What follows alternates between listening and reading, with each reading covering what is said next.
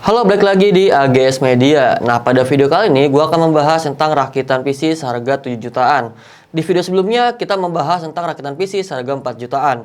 Sekarang dengan harga 7 jutaan, yang pasti semua kita mentingin performa dengan kualitas hardware yang bagus. Nah, di sini akan diusahakan kita memberikan spek seharga 7 jutaan dan mendapatkan performa sesuai dengan harga tersebut.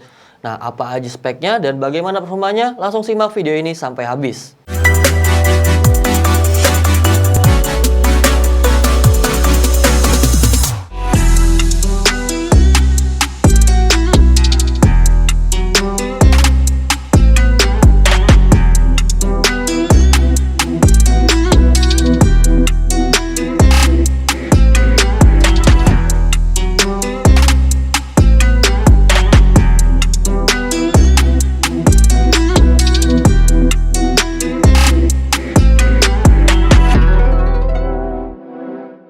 Untuk casing kita pakai Sagatec OMG yang black. Nah, untuk Sagatec OMG ini ada yang dua seri yang saat ini ada di PT AGS, yaitu warna aqua dan yang warna black ini. Untuk warna pinknya udah habis. Nah, untuk warna black ini ada campuran warna merahnya, jadi tetap kelihatan nggak polos-polos amat. Nah, kenapa pilih casing ini? Jadi casing ini adalah tipe MATX. Jadi motherboard yang akan kita pakai juga tipenya MATX. Jadi ketika dirakit akan terlihat lebih padat dan tidak ada slot-slot kosong di bagian casing. Nah, selain itu juga di sini bentuknya simple, nggak norak-norak banget. Tapi rakitnya akan kita usahakan bisa tetap tampilannya premium. Tapi untuk secara tampilan luar dibikin agak simple ya. Jadi di sini udah ada tempered gas dan fitur-fitur lainnya udah lengkap di casing ini. Nah, untuk VGA-nya di sini gue pakai Furion Blast RX 6500 XT dengan size memori 4GB.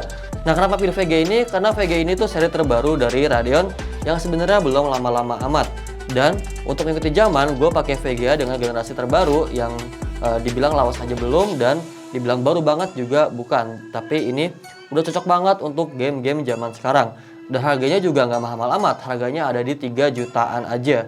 Nah, untuk power supply di sini pakai Furion ARC 450. Kenapa pilih PSU ini? Karena PSU ini adalah PSU Value Series dari Furion dengan tampilan yang premium. Kenapa? Karena sudah ada fan ARGB-nya. Dan selain tampilan juga sudah dilengkapi secara proteksinya untuk melindungi dari hal-hal yang tidak diinginkan seperti listrik nggak stabil, tahu-tahu bisa mati. Jadi sudah terlindungi di power supply ini. Dan juga sudah garansi selama 3 tahun. Jadi nggak usah khawatir kalau PSU rusak karena bisa langsung klaim selama 3 tahun ganti baru, nggak servis-servisan ya. Dan untuk RAM-nya di sini pakai RAM Acer UD100 dengan size 16GB. Per kepingnya itu 8GB, jadi total 16GB.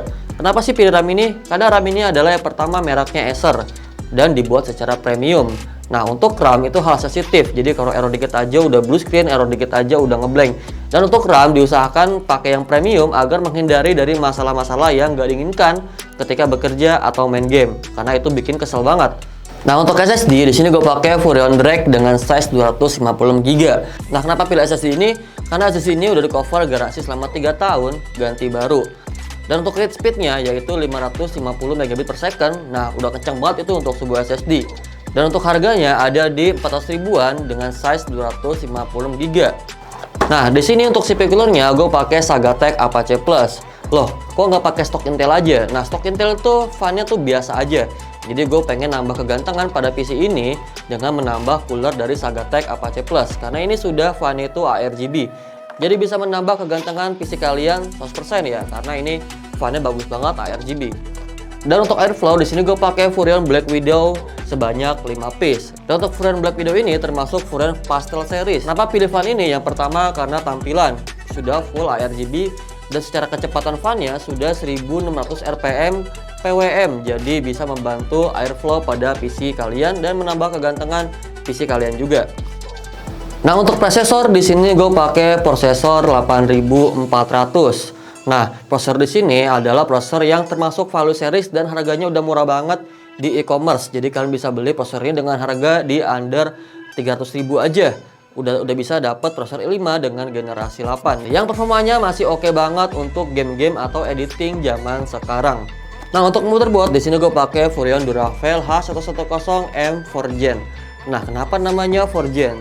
Karena motherboard ini bisa mencakup 4 generasi prosesor Intel sekaligus, yaitu generasi 6, 7, 8, dan 9. Nah, kebetulan yang kita pakai adalah prosesor generasi 8, jadi kompatibel dengan motherboard ini. Dan sudah didukung juga dengan slot M2 NVMe. Tapi sayangnya kita memakai slot SATA aja pada rakitan kali ini.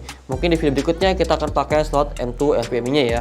Nah, di sini ada Furrion RGB controller yang fungsinya untuk mengatur warna LED pada fan RGB kalian.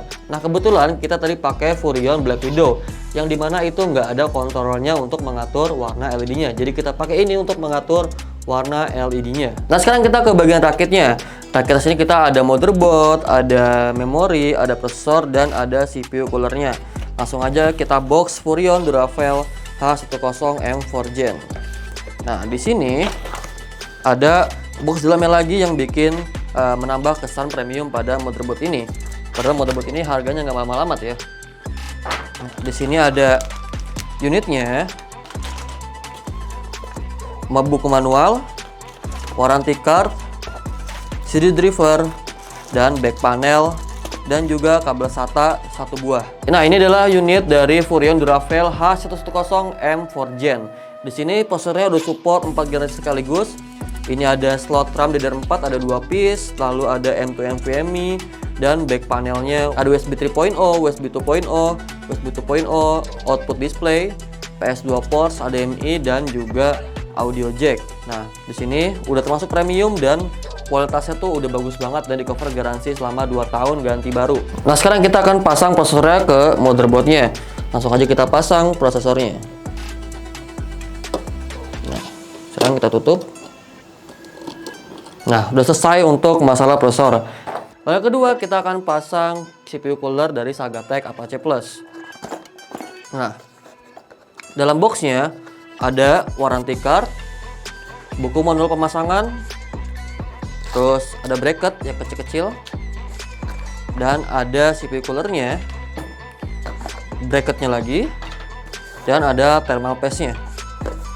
Nah, sekarang kita akan pasang yang pertama untuk bracket awalnya dulu. Kita buka ininya.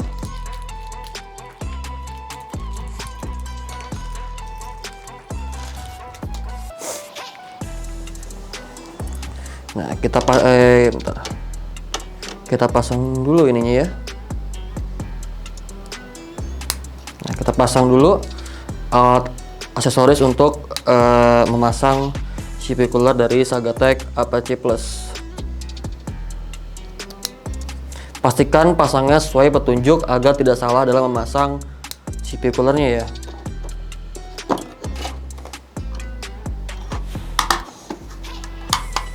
Nah, sekarang kita kunci dengan mekanisme mencolokkan ini ke dalam bracketnya. Nah, sudah.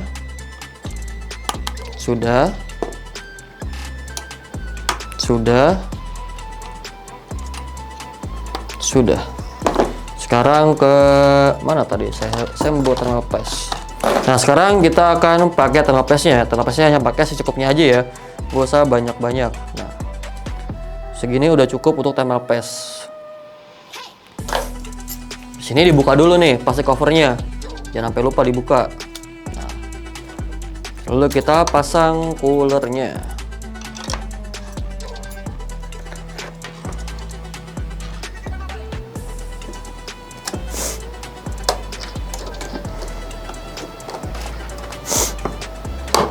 Nah, sudah kepasang coolernya, sekarang tinggal mencolokkan fan PWM-nya ke dalam CPU fan-nya.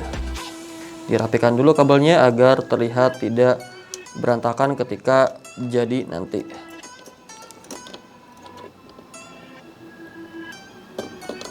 Nah, sudah terpasang. Sekarang kita pasang memorinya. Di sini ada memori Acer UD100 16GB dengan perkepingnya size-nya adalah 8GB. Jadi total 16GB. Oke, kita buka. Nah, ini adalah produk original dari Acer. Ada hologram dari Acer resmi. Di sini ada warranty labelnya. Jadi bisa tahu barangnya itu belinya kapan. Oke, kita tutup.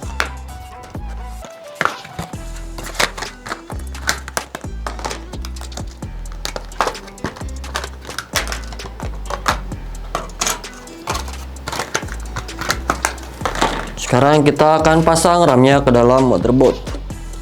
Pertama kita buka dulu slot ininya, lalu kita colokkan RAM-nya. Sebentar. Oke. Tinggal diklik aja. Nah, udah enak tuh kliknya tuh, udah masuk tandanya. Ini juga tuh, udah masuk. Nah, untuk pemasangan prosesor, RAM, dan CPU cooler itu sudah semua. Sekarang kita lanjut ke bagian selanjutnya. Nah, sekarang kita akan pasang motherboard ke dalam casing. Ini casingnya, ini motherboardnya tinggal masukkan aja. Dan jangan lupa dipasang dulu bagian back panelnya ya.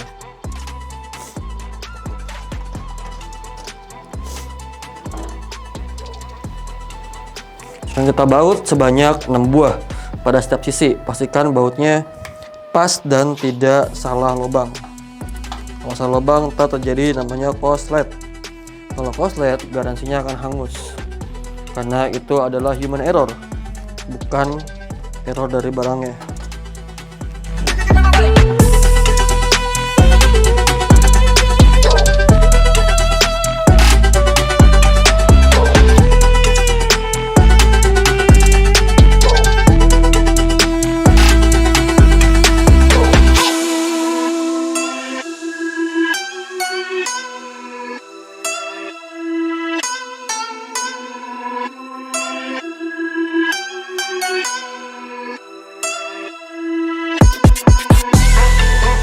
Nah, sekarang kita akan pasang PSU ke dalam casing. Nah, di PSU ini kita buka box dulu ya. Ada warranty card yang pasti, kabel power, baut dan kabel ties, dan langsung ada unitnya. Untuk lengkapnya bisa cek di video sebelumnya, yaitu bahas semua seri PSU Furion. Nah, ini dia unitnya. Jadi kita pasang langsung ke dalam casing, dan yang pertama kita buka dulu nih set panel dari casing tersebut. Kita buka dengan membuka dua baut di belakang. Kita buka gini, tuh sudah kebuka. Gampang kan? Nah, lanjut kita masukkan PSU-nya.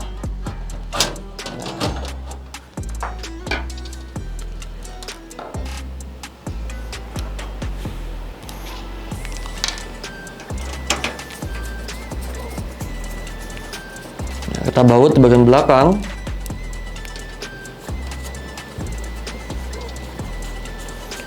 Dah, untuk PSU-nya sudah jadi.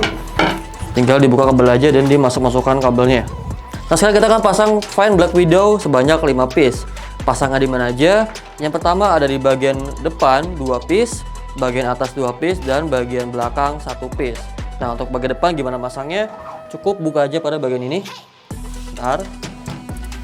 Ditarik bawahnya aja.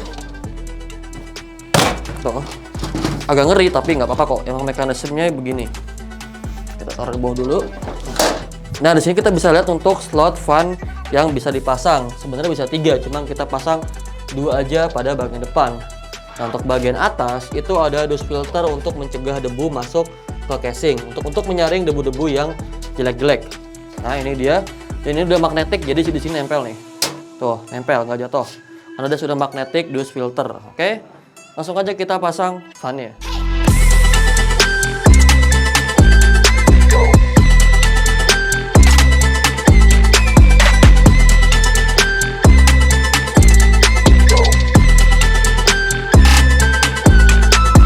Nah, di sini sudah terpasang semua fan dari Furion Pastel series, yaitu seri Black Widow. Di sini depan ada 2, terus di atasnya ada 2, di belakang ada 1. Jadi untuk airflow udah dijamin adem banget di sini, walaupun dipakai dalam waktu yang lama untuk bermain game, untuk edit, jadi udah pasti adem.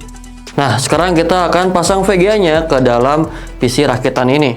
Nah, di sini VGA-nya untuk outputnya ada 1 HDMI dan 1 DisplayPort.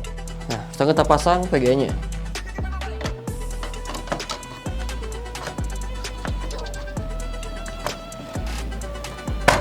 Nah, sudah dipasang seperti itu. Sekarang kita baut pada bagian belakangnya agar VGA-nya tetap kencang.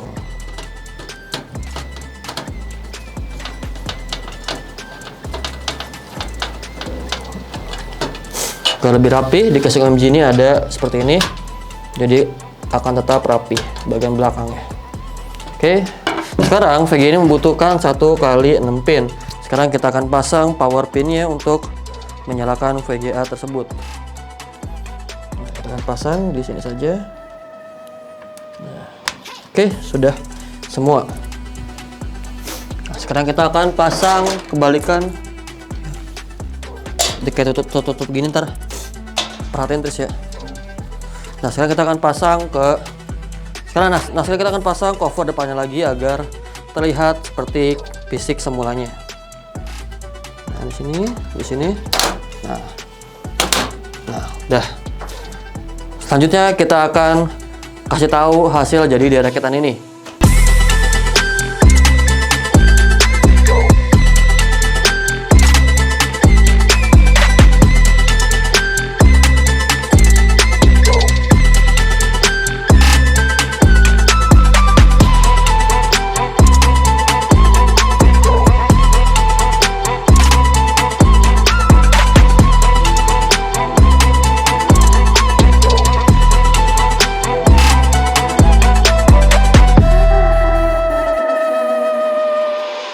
Nah, oke, sekarang kita akan tes performa dari game Genshin Impact di PC yang kita rakit tadi.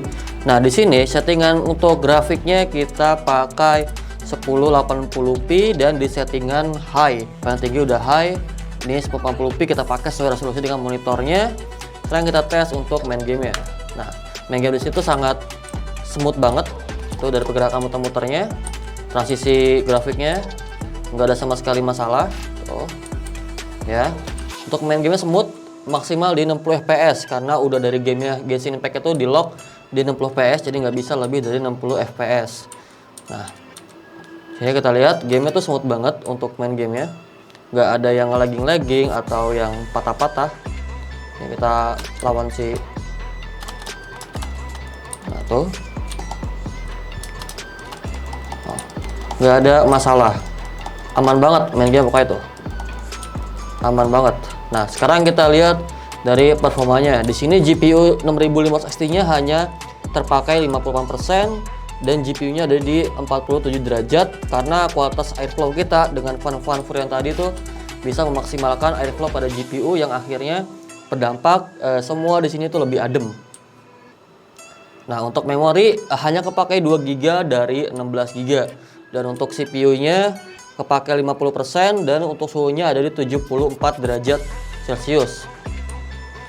Dan untuk RAM-nya hanya kepakai 6 GB dari 16 GB, sorry. Berarti yang ini tuh memori GPU-nya hanya pakai 2 GB dari 4 GB dan ini RAM-nya hanya kepakai 6 GB dari 16 GB. Nah, ini tuh udah enak banget untuk main game Genshin Impact dengan kualitas grafik paling tinggi dan resolusi di 1080p.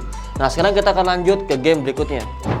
Nah, di game selanjutnya kita akan ngetes untuk game Elden Ring. Nah, di sini kita bisa lihat sendiri untuk performa gamenya. Nah, di sini untuk kualitas gamenya ada di sebentar. Nah, untuk kualitas gamenya kita pakai 1080p seperti biasa dan kualitas settingnya kita pakai di high. Jadi grafiknya kita pakai high ya, udah bukan medium lagi, kita pakai high. Nah, kita bisa lihat di sini performanya. Dan untuk FPS ya ada di 60 fps karena maksimal untuk game ini adalah 60 fps karena di lock oleh game tersebut. Dan untuk RAM-nya ada di 12 GB dari 16 GB. Jadi game ini sangat haus akan RAM. Jadi untuk CPU-nya ada di 50% pemakaiannya dan temperaturnya ada di 73 derajat. Dan untuk memori VGA kepake 3,8 GB dari 4 GB dan untuk GPU-nya hanya kepake 70% dari 100%. Untuk wattnya sangat rendah sekali, ada di 50 watt VGA-nya.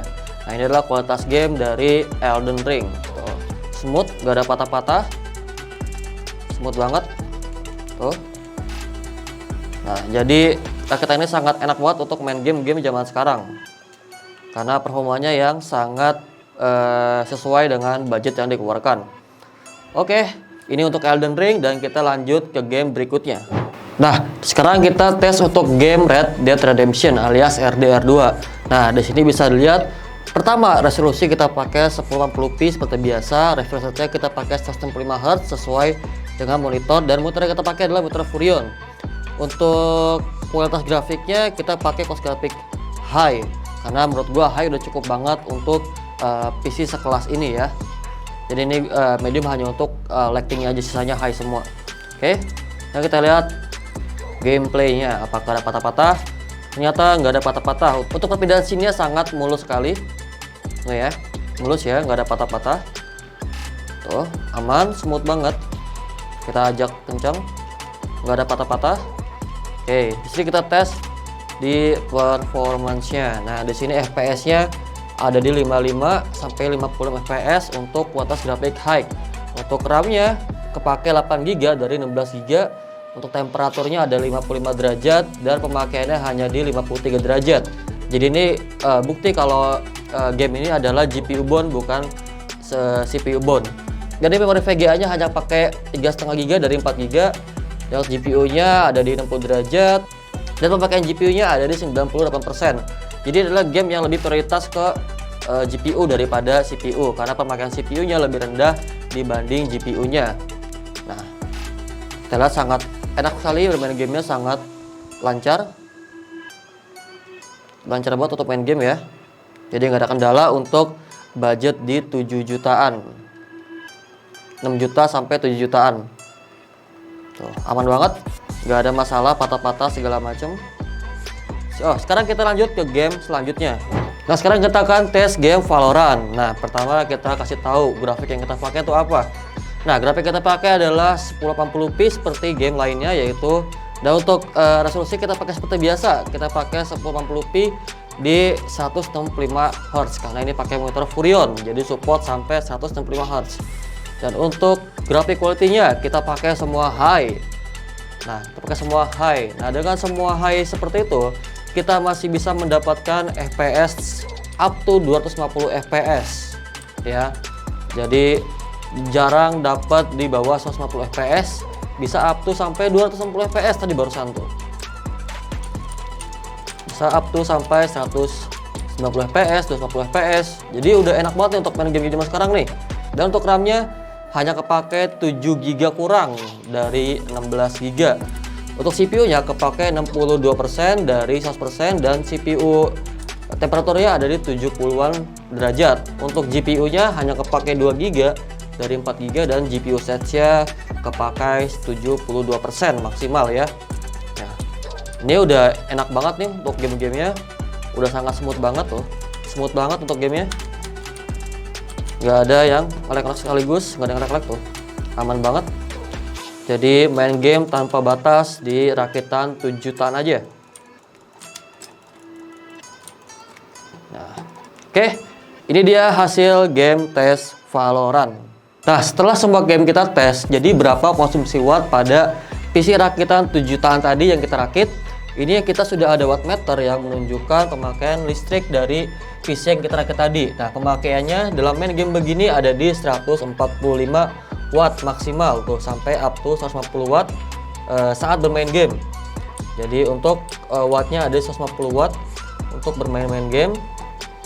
Nah, untuk idle-nya kita exit dulu. Untuk kayak idle kita nonton YouTube seperti itu. Nah, seperti kita nonton YouTube itu wattnya kepake di 80 sampai 100 watt. Jadi sangat hemat sekali, hanya beda 50 watt dari game. Tapi ini masih 78 untuk hanya nonton YouTube segala macam. Tuh, hanya nonton YouTube hanya kepake 90 watt. Untuk game dapat di 150 watt. Nah, oke, tadi adalah full video dari mulai rakit, tes hingga konsumsi wattnya berapa. Oke, sampai sini video kali ini, sampai ketemu di video berikutnya. Jangan lupa subscribe.